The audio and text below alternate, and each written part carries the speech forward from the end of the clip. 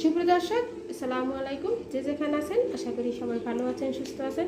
আজকে নিয়ে আসলাম caramel pudding, আর আপনাদেরকে পুডিংটা 10 মিনিটে করে দেখাবো। খুব সহজে, দুধ জাল করা লাগবে না, গুঁড়া দুধ দিয়ে প্রেসার কুকারে বানিয়ে নিতে পারবেন সহজভাবেই, পারফেক্ট রেসিপিতে। আশা করি রেসিপিটা ভালো লাগবে। চলে গেলাম রেসিপিতে।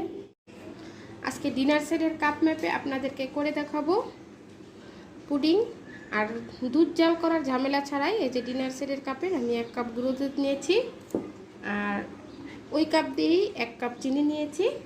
আর এখানে লাগবে আমার ডিম। আমি 4টা ডিম নিয়েছি, তবে ডিমগুলো ফ্রিজে থাকলে 1 ঘন্টা আগে বের করে রাখবেন। ফ্রিজের ডিম হলে ভালো হবে না। এখানে 4টা নিয়েছি, আপনারা চাইলে একটু বেশি নিতে পারেন, তবে আমার যে পরিমাণে দুধ চিনি নিয়েছি আমার 4টা ডিমই লাগবে। খুব সহজে এবং পারফেক্টভাবে আপনারা ঘরে মেহমান বসিয়ে রেখে 10 মিনিটে করতে পারবেন এই পুডিংটা। আজকে আমি সেই সহজ পদ্ধতি আপনাদেরকে দেখিয়ে দেব। এখানে 4টা ডিম নিয়েছি। একটা হ্যান্ড ডিশের সাহায্যে খুব ভালো করে ডিমটাকে ফেটিয়ে নেব।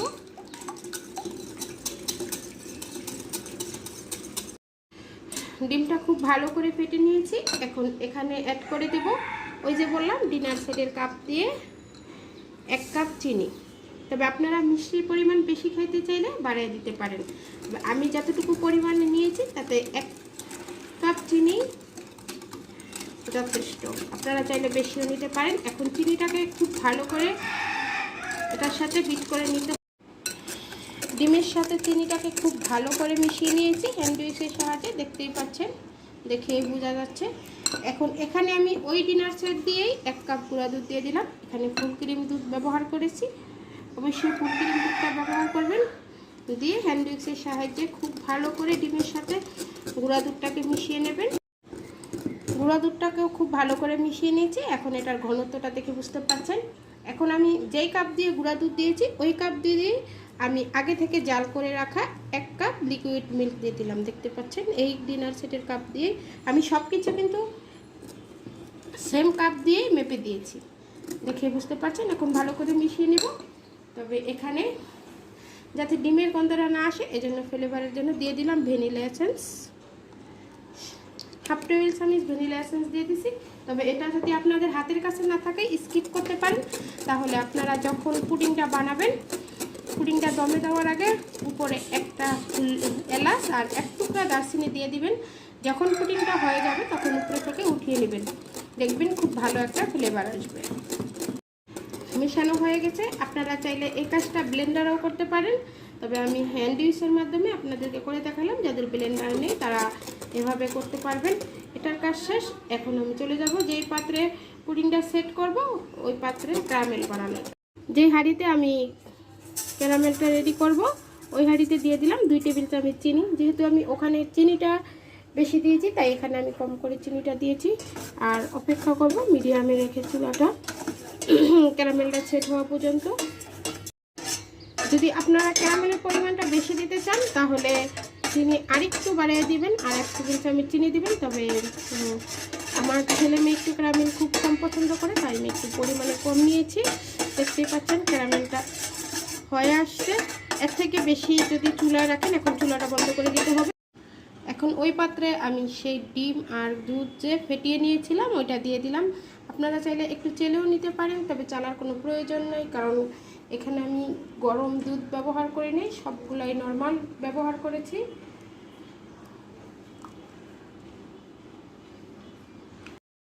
এখন আমি এটার উপরে একটা ফয়েল পেপার দিয়ে এটাকে ভালো করে মুড়িয়ে নেব।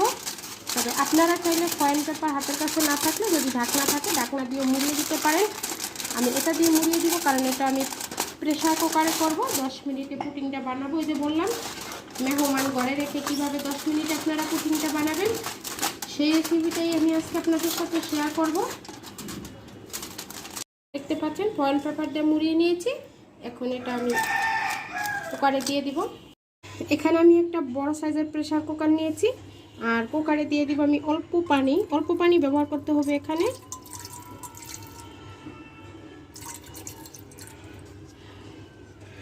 এই যে দেখুন আমি এখানে 1/2 কাপের থেকেও একটু কম পানি ব্যবহার করেছি, দেখেই বুঝতে পারছেন এই কাপের 1/2 কাপের থেকে কম পানি ব্যবহার করছি। এখন এখানে আমি দিয়ে দিব একটা স্ট্যান্ড। স্ট্যান্ডটা দিয়ে দিলাম।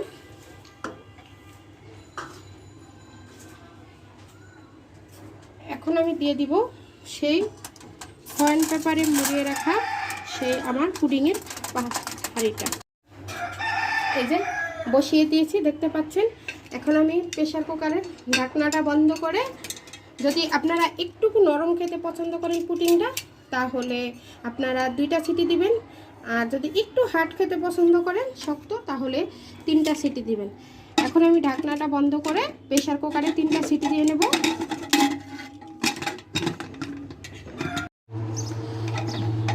সিটি দেওয়া শেষ, ঠান্ডা হয়ে গেছে। আমি এখন কুকারটা খুলে নেব। এই যে দেখতে পাচ্ছেন ভিতরে, এটাকে উঠিয়ে নেব। সাবধানে উঠাতে হবে, কারণ এটা এখন গরম। উঠিয়ে এটাকে আমি ফ্রিজে রেখে ঠান্ডা করে আপনাদেরকে এই যে চুলা থেকে নামিয়ে নিয়েছি। এখন আমি একটু খুলে দেখাই আপনাদেরকে।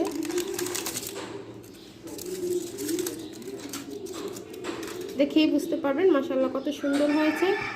আমি 3টা ছিটি দিয়েছি, এই যে দেখে একটু বুঝতে পারছেন। আপনারা চাইলে 2-1টা বেশি দিতে পারেন, তবে আপনাদের চুলার গ্যাসের উপরে নির্ভর করবে। এখন আমি একটা প্লেটে একটু আপনাদেরকে ঢেলে দেখাচ্ছি।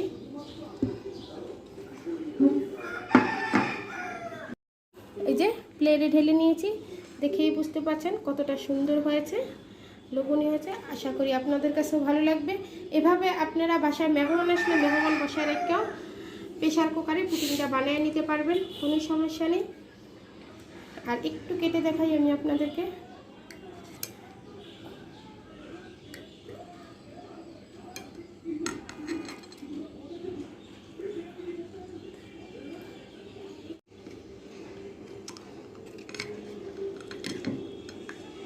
এই যে দেখুন, দেখিয়ে বুঝতে পারবেন।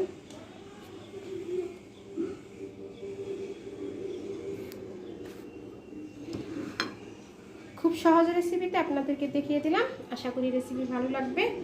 আজকে এই পর্যন্তই। সবাই ভালো থাকবেন, সুস্থ থাকবেন। আল্লাহ।